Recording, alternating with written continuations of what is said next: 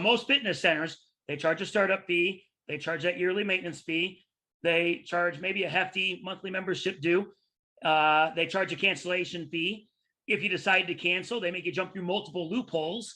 You might think you're canceling, but you really didn't because you didn't jump through the loopholes. So they charge you for 2, 3, 4 months after you thought you canceled.